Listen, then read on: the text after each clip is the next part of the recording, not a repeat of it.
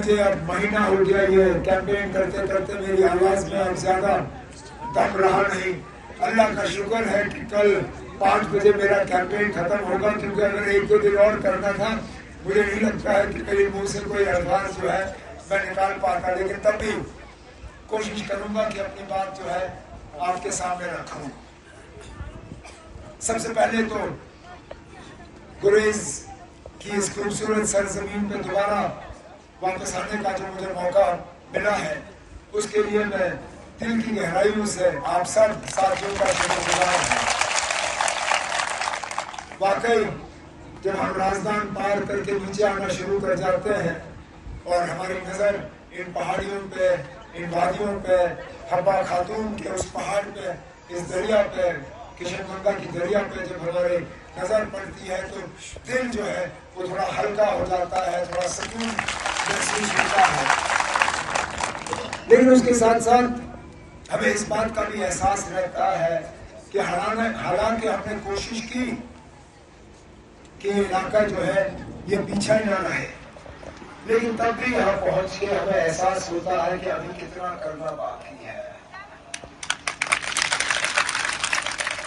जिस तरह 5 अगस्त 2019 के बाद जम्मू कश्मीर में हालात बदले, मैंने सोचा कि आप लोगों का भी मुस्तकबिल बदल गया होगा।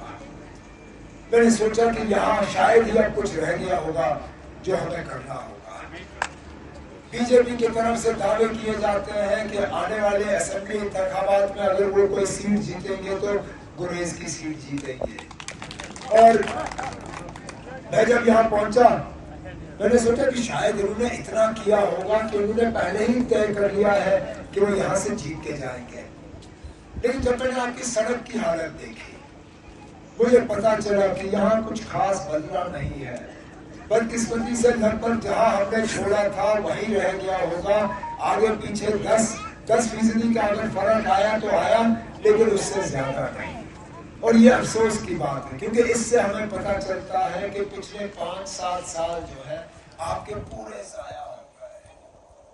अब मैं कभी ये नहीं कहूंगा कि हमने आपके लिए सब कुछ किया है, लेकिन हमारे मुखालिफों से ये भी उनसे सुनना कि हमने गुरेज के लिए कुछ नहीं किया, ये भी अपने आप में जो है एक बहुत बड़ा झूठ है। अब चाहे हुकूमत को यहाँ आपके दरवाजे तक लाने की बात हो, चाहे यहाँ पे नियामत, तहसील, ब्लॉक, असेंबली की कॉन्स्टिट्यूएंसी, वो तो हमने की ताकि आपको, इससे पहले तो आपको पानीपुर जाना पड़ता था, वो आपने कर दिया। उसके बाद यहाँ के बच्चे जो हैं इनको तालीम हासिल करने में बड़ी मुश्किल होती है। बच्चों को यहाँ से बाहर जाना पड़ता था high school, high secondary school और कॉलेज के लिए। हमने कोशिश की और यहाँ पे कॉलेज जो है हमने 2 कॉलेज में अपनी हुकूमत का हक दिया।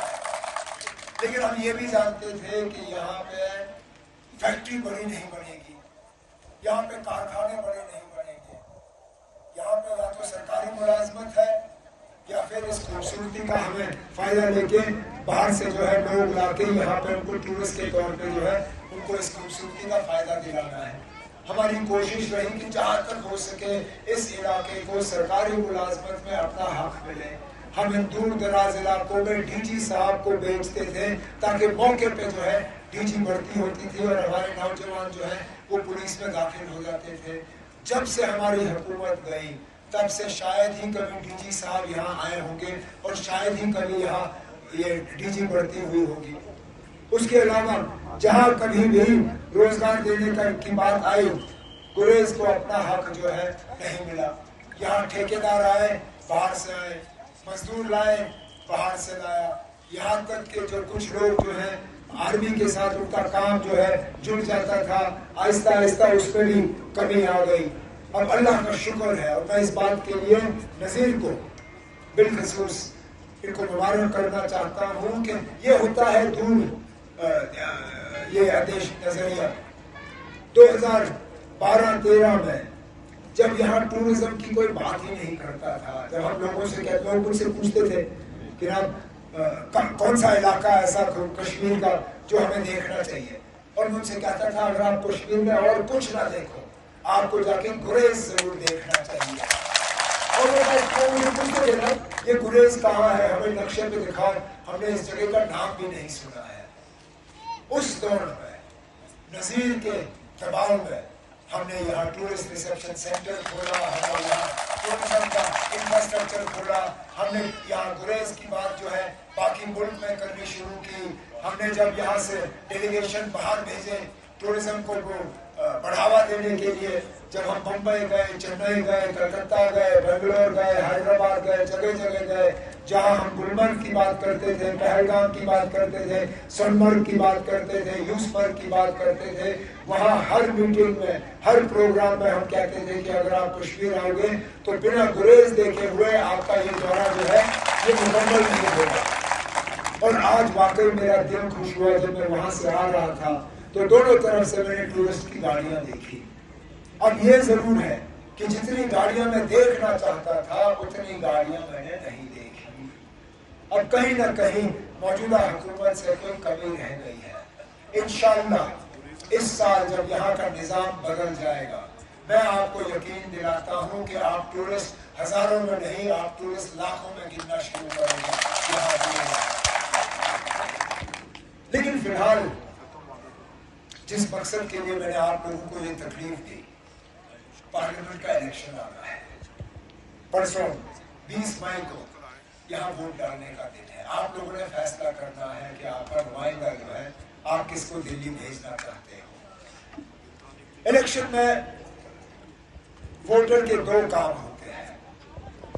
एक, इलेक्शन से पहले अपने उम्मीदवारों की तरफ देखना, उनकी बातों को सुनना, उन्हें एक तरफ से तोड़ना और देखना कि आपकी नुमाइंदगी और आपकी तरक्की और आपके जज्बातों की तर्जुमानी बेहतरीन तरीके से कौन कर सकता है। और ये फैसला करने के बाद जिस दिन वोट डालने हो, आपने पोलिंग बूथ में जाके अपनी दूसरी जिम्मेदारी निभानी है जब आपने वहां पे बटन दबाना है। अब मेरे कई साथी पिछले दिनों से मुझे मशवरा दे रहे थे कि आप गुरेज क्या करने जा रहे हो, गुरेज में कितने वोट है, गुरेज में जो वोट है वो तो आपको पड़ेंगे ही, क्यों नहीं आप कहीं और जाओ। और मैंने उनसे कहा था मैं किस तरह का उम्मीदवार होगा अगर मैं इलेक्शन से पहले ही गुरेज को नजरअंदाज करता हूँ, तो खुदारा गुरेज के लोग ये कैसे मानेंगे कि इलेक्शन के बाद में इनकी खिदमत या इनके लिए काम करूंगा। ये तो गजब की कैंडिडेट मेरा फर्ज है। अब बेशक मैं हर घर में नहीं जा सकता हूँ, हर गांव तक नहीं पहुंच सकता हूँ, हर वोटर तक नहीं पहुंच सकता हूँ, लेकिन कम से कम मैं आपको इतना हल्का तो ना समझूं कि मैं आपके वोट, आपके हक, आपके फैसले को जो है मैं इस तरह नजरअंदाज करूं, या मैं कहूं कि ना आप तो हो ही हो, मुझे यहाँ कुछ करना ही नहीं है। और इसलिए सोचे समझे तौर पर मैंने यहाँ, हालांकि कैंपेन कल खत्म हो रहा है, मैंने नजीर से कहा, मैंने कहा था चाहे 5 मिनट का ही प्रोग्राम होगा, लेकिन मैं गुरेज आऊंगा, अपने लोगों से मिलूंगा और खुद इनसे अपील करूंगा, क्योंकि इससे पहले मैं गुरेज इलेक्शन के सिलसिले में बहुत बार आया हूँ। मैं यहाँ मैंने उस वक्त के हमारे मेंबर पार्लियामेंट अब्दुल रशीद शाहीन साहब के लिए वोट मांगे हैं, मैंने शरीफुद्दीन शारिक साहब के लिए वोट मांगे हैं, मैंने मोहम्मद अकबर लोन साहब के लिए वोट मांगे हैं, मैंने 3 या 4 इलेक्शनों में नजीर के लिए जो है वोट मांगे हैं। लेकिन अल्लाह की फजल से आज पहली मर्तबा है कि मुझे गुरेज पे आके अपने लिए अब मुझे मौका मिला है कि मैं आपका नुमाइंदा खुद बनूं। अभी तक तो मैं आपके नुमाइंदों की मदद करने की कोशिश कर रहा हूँ। अभी तक तो जो हमने किया यहाँ के लिए मैंने या तो नजीर के जरिए किया या अपने बाकी साथियों के जरिए किया। ये पहली मर्तबा होगा अगर आपके वोटों से लेके और आपकी दुआओं के नतीजे में मैं कामयाब होकर यहाँ से गया तो मैं खुद आपका नुमाइंदा बनकर आपको जमा करूँगा।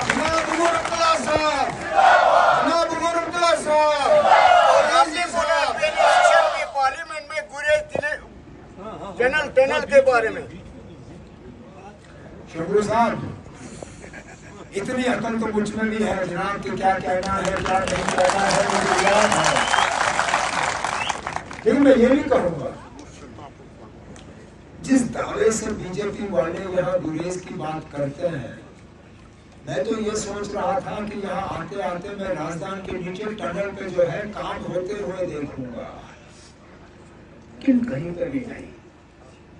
क्योंकि ये लोग बड़े बड़े बात करते हैं, दावे करते हैं, हमें लड़वाते हैं, नफरत फैलाते हैं, लेकिन जो सही काम होता है वो नहीं करते हैं। मैं आप गुरेज के लोगों को यकीन दिलाना चाहता हूं कि पार्लियामेंट में अंदर जाके अपनी पहली तकरीरों में मैं गुरेज के टनल की बात जो है यहाँ पे उठाऊंगा, क्योंकि वाकई इन इलाकों के लिए जो मेरे 4 मुश्किल इलाके हैं इस पार्लिमानी हल्के में, गुरेज, टंगार, केरन और भत्सिन, इन इलाकों को अगर हम सही मायने में जोड़ते नहीं हैं, अगर हम आपको टनल के जरिए बाकी रियासत के साथ साल के 12 महीने जोड़ने का काम नहीं करते, तो हम आपके साथ बहुत बड़ी नाइंसाफी कर रहे हैं। और इंशाल्लाह मैं इन टनलों के लिए लड़ूंगा और लड़ता रहूंगा। लेकिन हमारे जो मैदान में मुखालिफ उतरे हुए हैं, काश वो भी आपकी बात करते, आपके जज्बातों की तर्जुमानी करते, वो यहाँ पे आके आपको बताते कि उन्होंने गुरेज के लिए क्या किया है। एक उम्मीदवार सेब का निशान लेके घूम रहा है, शायद वो आया भी नहीं है, यहाँ वोट मांगने भी नहीं आया, तो बात क्या करेगा। लेकिन तब भी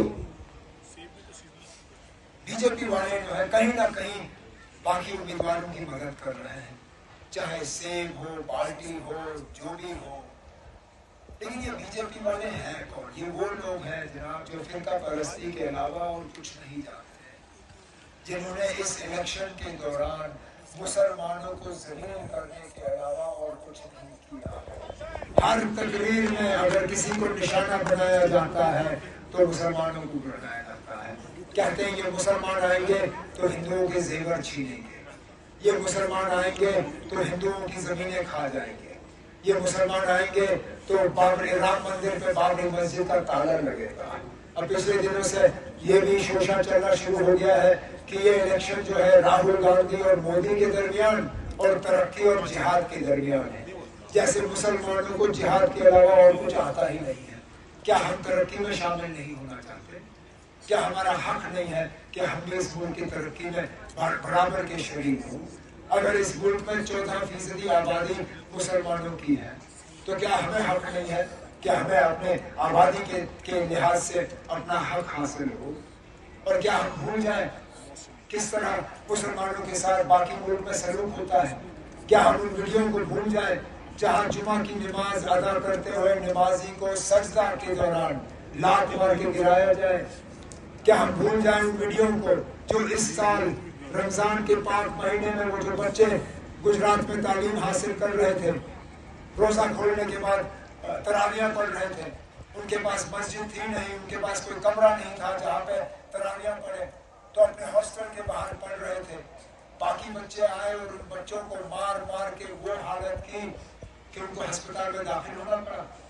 क्या हम भूल जाएं हमारी बच्चियां बेटियां कर्नाटका में जब स्कूल और कॉलेज जाना चाहती थी, इनसे हिजाब उतरवा के फिर इनको स्कूल में दाखिल होने दिया? क्या यही दौर हम यहाँ पे देखना चाहते हैं? क्या हम चाहते हैं कि हमारी गाड़ियां जो है उनकी बेइज्जती हो? क्या हम चाहते हैं कि हमारे माँ बहनों की हिजाब दुपट्टों में इनका हाथ लगे? जो यूनिफॉर्म सिविल कोड की जो बीजेपी वाले बात करते हैं, जो बीजेपी के लिए वोट मांगेंगे आज भी और जुलाई अगस्त में, उनसे पूछिए ना कि यूनिफॉर्म सिविल कोड की जरा आपसे बात करें। जो शरिया हमारा हमसे छीनने की कोशिश की जा रही है, हमें निकाह के तहत शादी करने की इजाजत नहीं होगी, अदालत में जाके करना होगा। तमाम कानून जो है उनके यहाँ हमारे ऊपर लागू होंगे। ये जो बीजेपी वाले आपके वोट को जो है अपना जागीर समझते हैं, आपका हक समझते हैं, उनसे जरा पूछे, ये जो यहाँ पे घूम रहा है बीजेपी का बड़ा लीडर, से पूछे ना इस मुल्क में जो बीजेपी ने कोई 400 के आसपास कैंडिडेट खड़े किए, उनमें से मुसलमान कितने थे? एक भी नहीं। जो एनआरसी के तहत मजहब के बुनियाद पे अब ये फैसला हो रहा है कि कौन मुल्क में आके बस सकता है और कौन नहीं, और मुल्क में बसने की इजाजत जो है सबको है मां सिवाय मुसलमानों को। तो नफरत, जहर, तनाव, उसके अलावा इन लोगों ने कुछ नहीं किया। और जो बाकी कसर रह गई थी वो 5 अगस्त 2019 को उन्होंने पूरा किया, जब उन्होंने वो 370 का हमारा कानून हटाया। हमारी जमीनें, जिन जमीनों का मालिकाना हक शेर कश्मीर ने 1950 में यहाँ के लोगों को दिया, बिना एक डबल पैसा मुआवजा लिए, आज जो उन जमीनों को खतरा है। मैं कल बांडीपुर में एक जलसे से खिताब कर रहा था। जलसे के बाद मुझे एक आदमी ने अलग लेके पकड़ा, कहा जनाब हमारी ये हालत है कि हमारी जमीनें ली गई थी किशन गंगा प्रोजेक्ट के लिए जहाँ पावर हाउस बना है, हमें उस जमीन का मुआवजा मिला नहीं, हमें उस पावर हाउस में नौकरी लगानी थी, हमें उस पावर हाउस में नौकरी मिली नहीं। अब जिन जमीनों को जो है शेर कश्मीर ने यहाँ के लोगों को दिया, अब एक एक करके जो है उन जमीनों से आप लोगों को बेदखल किया जा रहा है। इसीलिए बहुत जरूरी है कि हम लड़ें। देखना, जज्बात में आके वोट मांगना बहुत आसान है। अगर जम्मू कश्मीर में सिर्फ एक ही कैदी जेल में होता और वोट के जरिए जो है उस कैदी को हम रिहा कर सकते थे, शायद उसको रिहा करने के लिए मैं भी वोट डालता। लेकिन जम्मू कश्मीर में सिर्फ एक कैदी नहीं है। जम्मू कश्मीर के नौजवानों की तादाद हजारों में है जो बाहर जेलों में सड़ रहे हैं और उनकी बात कोई नहीं कर रहा है। जैसे ये हम लोग हैं नेशनल कॉन्फ्रेंस वाले जिन्होंने वादा दिया है कि नेशनल कॉन्फ्रेंस की हुकूमत आएगी, जितने भी कैदी जम्मू कश्मीर के जेल से बाहर हैं उनको हम वापस लाके उनके खिलाफ केस हटा देंगे। वो एक की बात करते हैं, हम हजारों की बात करते हैं, यही हमें फर्क है। हम लोगों के जज्बात के साथ खिलवाड़ करके उनसे वोट नहीं मांगते। हम तो ये कहते हैं कि हम बेहतरीन तरीके से, वैसे भी आपको नुमाइंदा वो चाहिए जो सबको साथ लेके चल सके, जो वहाँ दिल्ली में एक सिर्फ अपनी आवाज ना हो, वहाँ दूसरी पार्टियां जो है उनकी आवाज आपकी आवाज में मिल जाए। और इंशाल्लाह वो तब होगा जब यहाँ से आप नेशनल कॉन्फ्रेंस के उम्मीदवार को कामयाब करके अपनी नुमाइंदगी करके। तो मैं और ज्यादा आपका वक्त नहीं लेना चाहता हूँ।